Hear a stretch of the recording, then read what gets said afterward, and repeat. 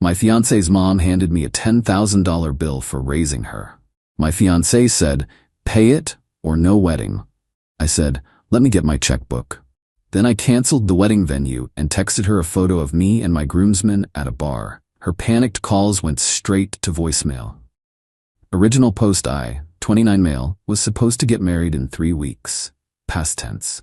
The wedding's off now, and I'm sitting here with a beer, still processing the absolute audacity of what went down. Been with Madison, 27, for 4 years, engaged for 1. Everything seemed perfect. We had similar goals, great chemistry, her family seemed to like me. Her mom, Diane, was a bit intense, but nothing I couldn't handle, or so I thought. Last Sunday, we were having dinner at Madison's parents' place. Final wedding planning stuff, seating charts, last-minute RSVPs, typical pre-wedding chaos. Then, as we're finishing dessert, Diane slides an envelope across the table to me. "What's this?" I asked. "Just a little something we need to discuss before the wedding," she said with this weird smile. I opened it. It was an invoice. An actual freaking invoice. Itemized and everything.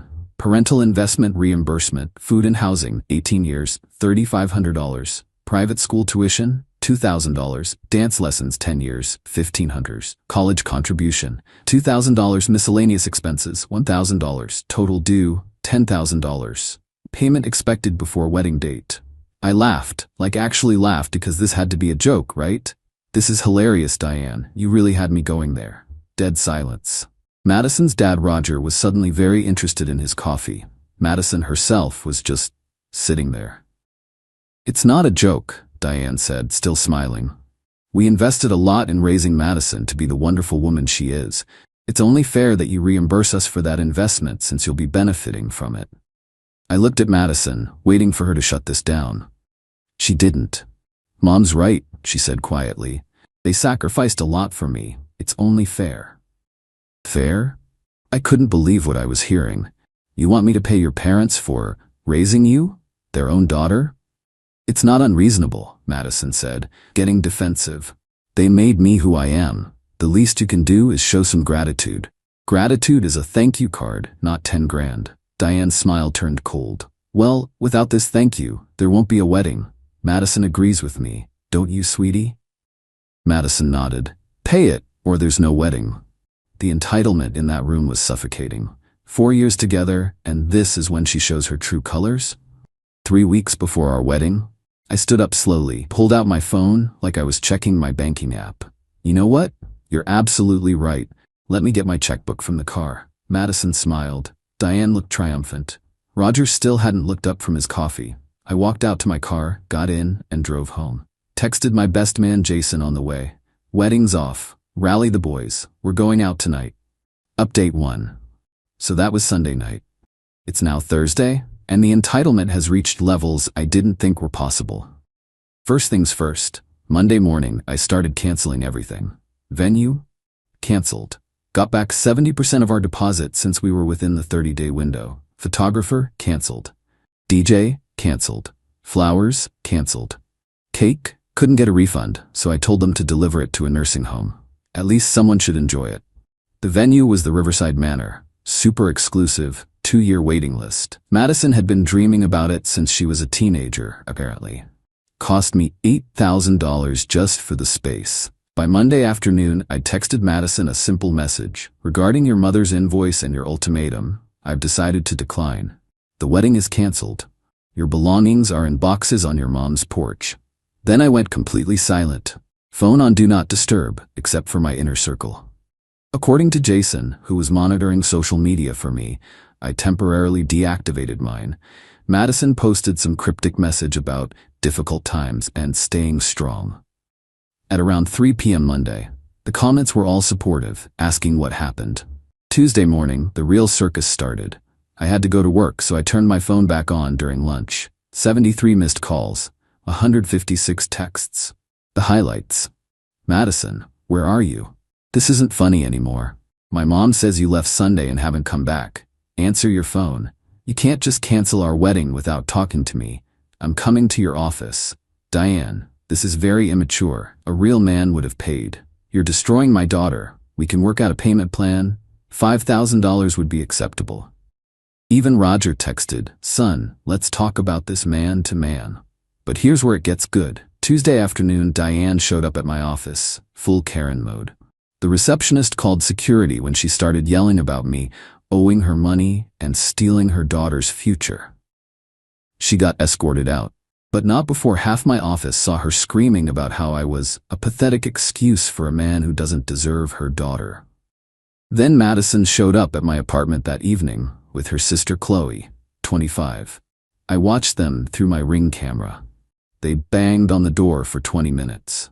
Madison was crying. Chloe was yelling about how I was probably cheating, and this is what guilty men do. I was at Jason's place, watching it all on my phone. The boys had gathered for support. Jason, Miguel, Derek, Tommy. We ordered pizza, had some beers, and watched the meltdown unfold. "Bro, did her mom really try to charge you for raising her?" Miguel asked for the 10th time. "Itemized invoice and everything," I confirmed. "And Madison backed her up? Said pay it or no wedding." Derek, who's a lawyer, nearly choked on his beer. That's basically selling their daughter. They know that, right?" Wednesday morning, I got a call from the Riverside Manor. Apparently, Madison had called them crying, trying to uncancel the wedding. They told her the cancellation was confirmed, and here's the kicker. They'd already given our date to a couple on the waiting list. That afternoon booking was gone forever. According to my buddy who still has social media, Madison posted a long rant about how some men can't handle strong women, and when people show you who they are, believe them. The projection is incredible, but the peak entitlement came Wednesday night. I got an email, an actual email, from Diane's lawyer, or at least someone claiming to be a lawyer. It was riddled with legal-sounding nonsense about breach of verbal contract and promissory estoppel, and demanded I either pay the $10,000 or reinstate the wedding and pay for emotional damages. Derek looked at it and laughed. "This is either not a real lawyer or the worst lawyer in the state. This is toilet paper." Then Chloe started texting me from different numbers. I kept blocking them. "Madison's had a breakdown. She's not eating. This is your fault. Man up and fix this. Mom says you owe us at least the wedding costs back." Wait, what? They wanted me to pay them for the wedding I canceled because they tried to extort me? This morning, Thursday, I finally responded to one group text that included Madison, Diane, and Roger. To clarify, you demanded $10,000 for raising Madison. When I refused this bizarre extortion attempt, you gave an ultimatum. I chose to end the relationship rather than submit to extortion. All wedding cancellations are complete. Do not contact me again. Any further harassment will be met with legal action. The response was immediate. "Diane, extortion? How dare you? We raised a perfect daughter." "Madison, you're really going to throw away 4 years over money? My mom was just testing you. This has gotten out of hand. Let's meet and discuss like adults." Just testing me? Just testing me? I sent one final text, a test I'm grateful to have failed. Goodbye. Then I blocked them all. Tonight, the boys and I are going to the bar that was supposed to host my bachelor party. We're calling it my Freedom Festival instead. I'm out $3,500 in deposits, but honestly, cheap price to dodge this bullet. The entitlement, though. Imagine thinking you can charge someone for raising your own child, then being shocked when they say no. Madison agreed with it. 4 years, and she was just pretending to be normal? Tomorrow I'm returning the ring. It's worth about $7,000. Between that and not paying the invoice, I'm actually up $3,500. We'll update if anything else happens, but honestly, I'm just relieved. Update 2.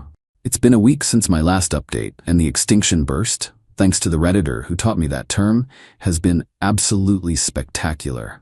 Friday morning, I returned the ring to the jewelry store. Got store credit since it was past the return window, but whatever. Maybe I'll buy myself a nice watch when this all blows over. Felt symbolic, you know? That afternoon, things escalated. Madison's best friend Haley started blowing up my phone from her number. "You're a monster. Madison loved you. Her mom was just being a protective mother. You led her on for 4 years. I didn't respond, but I did screenshot everything. Derek said to document everything in case they escalate to actual legal action. Saturday morning was when Diane went nuclear. She posted on social media, I'm told by Jason who was watching the train wreck. Some men these days don't understand the value of a good woman. They want everything handed to them without investing anything back. My daughter dodged a bullet with a cheap, pathetic boy who couldn't even show proper respect to his future in-laws. $10,000 is nothing compared to what we invested in raising an amazing daughter. His loss. The comments were mixed. Some people were supporting her, but others were like, "Wait, you charged him money to marry your daughter?" One hero commented, "This sounds like you tried to sell your daughter and got mad when he didn't pay." Diane deleted the post within 2 hours, but screenshots were already circulating. One of my coworkers sent me the screenshot with laughing emojis. Sunday, exactly 1 week after the invoice incident, Madison did something I didn't expect. She showed up at my apartment with her dad, Roger. No Diane. It was 8 a.m. I only answered because I could see on the Ring camera that it was just the two of them. I opened the door but didn't invite them in. Roger spoke first. "Can we talk for just 5 minutes?" 2 minutes. Starting now. Madison looked rough. Puffy eyes, messy hair, wearing sweats. Nothing like the put-together woman I'd dated. "I'm sorry," she said quietly. "Mom's idea was insane, I see that now." "You backed her up," I reminded her. "You gave me an ultimatum." I know, I was wrong, but can't we work through this? Couples therapy? Something? "Madison, you tried to extort me. It was my mom's idea, and you went along with it. You showed me who you really are. Someone who thinks I should pay to marry you." Roger cut in. "Look, Diane, she's always been difficult about money, but Madison's not like that." "She literally is though. She said pay or no wedding." Madison started crying. "I was under pressure. Mom said if you really loved me, you'd pay without question, that it was a test of your commitment. And if you really loved me, you never would have asked." Roger tried again. "What if we forget the whole invoice thing happened? Can you also forget that I had over 200 people who were coming to a wedding that's now canceled? That I'm out thousands in deposits? That your wife tried to have me arrested for harassment when I wouldn't respond to her texts? Oh yeah, forgot to mention, Diane had actually gone to the police Thursday night, claiming I was harassing her. They looked at her evidence, my one text saying don't contact me, and basically told her to stop wasting their time. That was unfortunate, Roger admitted. "Look," I said, checking my watch. "Your 2 minutes are up. Madison, we're done. There's no coming back from this. You and your mom showed me exactly what my future would look like. Every major decision would come with a price tag and manipulation. I'm out." Madison grabbed my arm as I started to close the door. "Please, I love you." "No, you don't. You love the idea of the wedding, the lifestyle I could provide, the image. If you loved me, you never would have let your mom hand me that invoice." I closed the door. They stood outside for another 10 minutes before finally leaving. Monday and Tuesday were relatively quiet, then Wednesday hit. I got a call from the Riverside Manor. Apparently, Diane had shown up there in person, demanding they give her the date back because the cancellation was done without authorization. She claimed she was the one who paid the deposit, and therefore only she could cancel. They called me to confirm I was the sole person on the contract. I sent them the documentation and suggested they might want to ban her from the premises. They agreed. But here's the absolutely insane part that happened yesterday, Thursday. Diane sent out save the dates to all the wedding guests. New save the dates for a date 3 months from now. Same venue, which she doesn't have, same time, everything. My phone exploded. My mom called confused, asking if we'd reconciled. My cousins were texting asking what was happening. My grandmother called worried that she'd missed something. I had to send out a mass message. Madison and I are not together. There is no wedding. Any save the dates you received were sent without my knowledge or consent. Please disregard. The fallout was immediate. Diane had apparently told everyone that we'd worked things out and the wedding was back on with a new date. Madison didn't know about it either. She called me crying, begging me to believe she wasn't involved. "My mom's lost it," she sobbed. "She's telling everyone you're just being dramatic and you'll come around." "Madison, your mom needs help. Professional help." "I know. I'm trying to get her to stop, but she won't listen to me." Not my problem anymore. But people are calling me asking about the new date. What do I tell them? The truth, that your mom is delusional and there's no wedding. Please don't do this to me. I'm not doing anything to you. This is all consequences of your family's actions. I hung up. Roger texted me late last night. I'm handling Diane. Please don't take legal action. This has been a wake-up call. I texted back. If I receive one more communication from her, or if she sends out any more false information about a wedding, I'm getting a restraining order. He replied, understood. As of this morning, Friday, it's been radio silence. Madison's social media has gone completely dark. Diane's too. Roger never had any. The boys are taking me out tonight to celebrate what would have been my bachelor party weekend. We're going to the same bar, and Jason made us all custom t-shirts that say Freedom Festival 2024 with a picture of a man running from an altar. Tacky? Yes. Do I care? No. My family's been super supportive. My mom said she never liked Diane anyway, but kept quiet because I seemed happy. My dad just said, bullet dodged, son, and offered to help me recoup the deposits through small claims court if needed. The venue coordinator actually called me yesterday to warn me that Diane had tried to book the venue under a different name for the date she'd sent out. They recognized her and declined. She apparently made a scene and security had to escort her out. Again, the entitlement is genuinely scary. Like, she really thought she could just manifest a wedding into existence without the groom's participation? I'm looking into therapy because honestly, 4 years with Madison and I never saw this coming. Were there red flags I missed? Or was she just that good at hiding her family's crazy? Either way, I'm free. $3,500 poorer, but infinitely wiser. Final update. It's been 3 weeks since everything went down. Figured I owe you all one last update because the conclusion to this saga is something. The restraining order became necessary.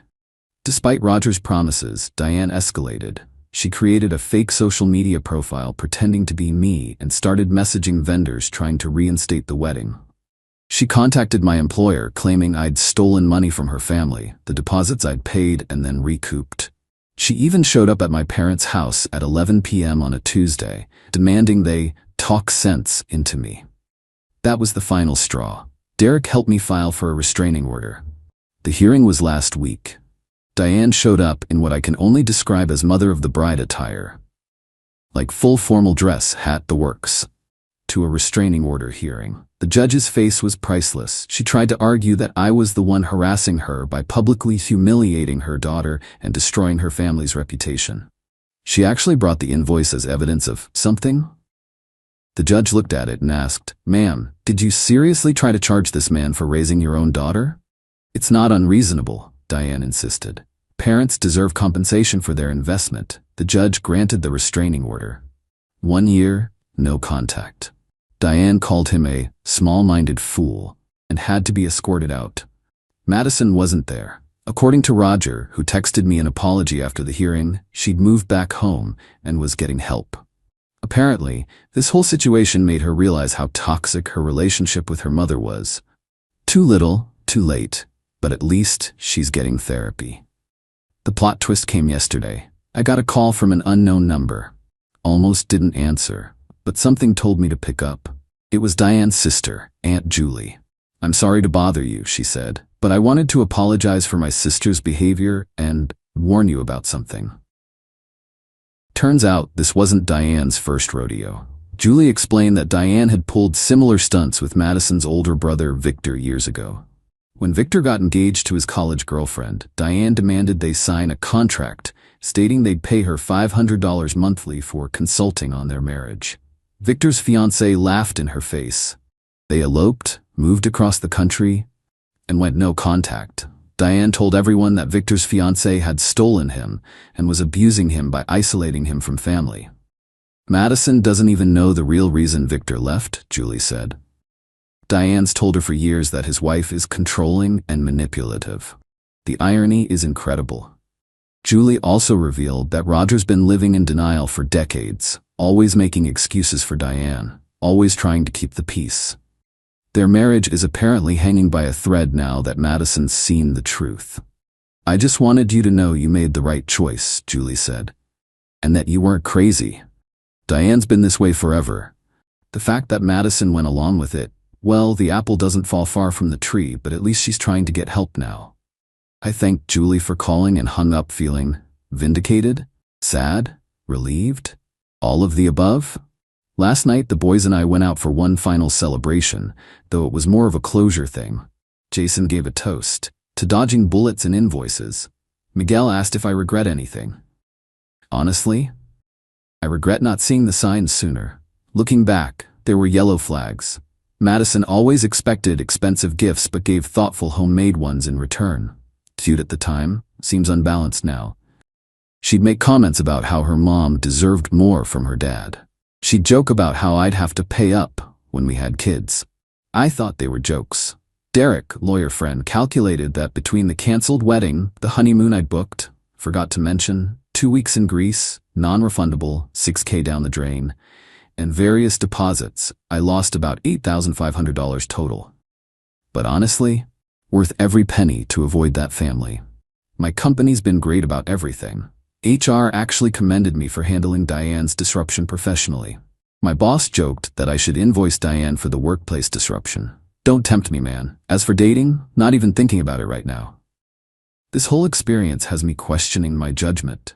How did I not see this coming? How did I spend 4 years with someone capable of this?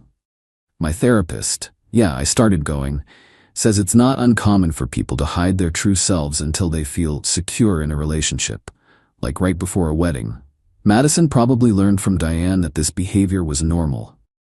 The invoice was just their mask finally slipping. The funniest, saddest part? I found out from a mutual acquaintance that Madison's been telling people I left her because her family didn't have enough money and I was a gold digger. The woman whose mother literally tried to charge me to marry her is calling me a gold digger. You can't make this stuff up. Roger sent one last text yesterday. Son, I'm sorry about everything. Diane's getting help. Madison too. We failed as parents. I hope you find happiness. I didn't respond. There's nothing left to say. So that's it. No dramatic reconciliation, no justice beyond the restraining order, no epic revenge. Just a quiet ending to what could have been a lifetime of manipulation and invoices. I kept the Freedom Festival t-shirt. It's hanging in my closet as a reminder. When someone shows you who they are, believe them. And when their mom hands you an invoice for raising them, run. Thanks for following along with this insanity, Reddit. Your comments kept me sane and reminded me I wasn't the crazy one. Time to move forward. Oh, and for anyone wondering, the nursing home loved the wedding cake. The activities director sent me a thank you card with pictures of the residents enjoying it. At least something good came from this mess.